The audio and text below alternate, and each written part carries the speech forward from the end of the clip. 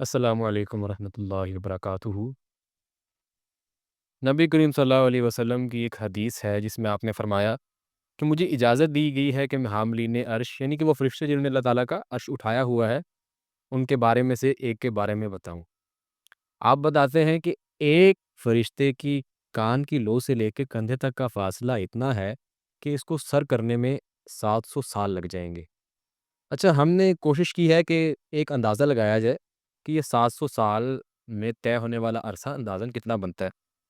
تو ہم نے عرب کے گھوڑے کی رفتار کو اگر فرض کریں کہ 800 کلو میٹر فی گھنٹہ، اور اس کے سامنے ہم نے دن، سال اور دیگر کے ذریعے اے آئی کے ذریعے ہم نے ایک اندازہ لگایا ہے، تو یہ بندے ہیں 49 کروڑ سال۔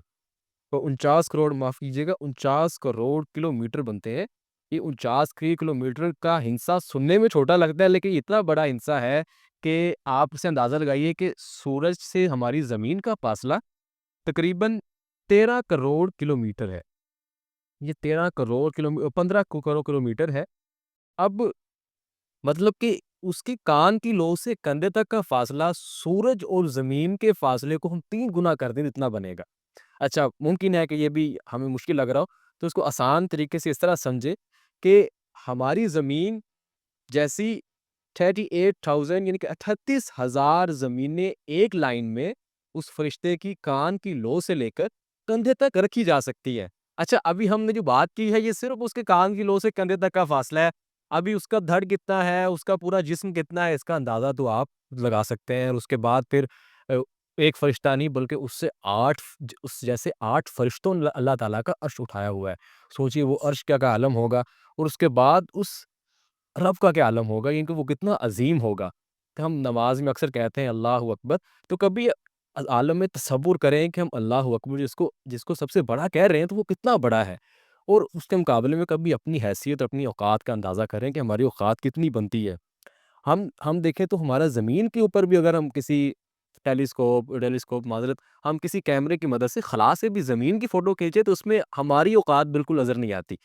تو سوچئے کہ وہ رب جو ان تمام زمینوں کا اور ان تمام نظام شمسی، گلیکسیز، ملکی ویز اور کلسٹرز اور سیکٹرا، ان سب کا خالق ہے، اس کے مقابلے میں ہماری اوقات کتنی ہو سکتی ہے۔ ان کی چھوٹی سی ویڈیو کا صرف مقصد اتنا تھا کہ سوچئے کہ وہ رب کتنا عظیم ہے، اس کے فرشتے اسی طرح نبی کریم صلی اللہ علیہ وسلم نے ایک دفعہ حضرت جبرائیل کے بارے میں تذکرہ کیا کہ انہوں نے غار ہرا کے باہر انہوں نے اصل میں حدیث میں آتا ہے کہ آپ نے صرف 2 مرتبہ، یا اندازاً معاف کیجیے گا اگر غلط ہو تو 2 مرتبہ اپنی اصلی حیت میں شکل میں دیکھا ہے۔ اور ایک دفعہ تو جب وہ غار ہرا سے باہر ہے تو ہم نے دیکھا کہ افق کہتے ہیں کہ جہاں سے زمین و آسمان کے کنارے ملتے ہوئے معلوم ہوتے ہیں، اگرچہ وہ ملتے نہیں ہیں لیکن معلوم ایسا ہوتا ہے۔ اور دیکھا کہ وہ تمام جگہ پر چھائے ہوئے تھے، یعنی کہ آسمان سارا ان سے بھر گیا تھا، ان کے 600 پر ہیں۔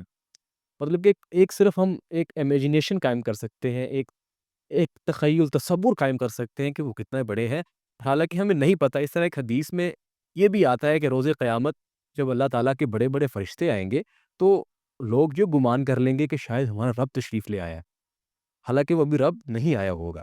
تو مطلب کہ اللہ تعالیٰ کی اتنی بڑی بڑی مخلوقات ہیں، اتنے بڑے بڑے نظام ہیں، اور خود رب اتنا عظیم ہے، تو اس کے سامنے ہماری اوقات ہی کیا ہے؟ کبھی اس بارے میں سوچیے۔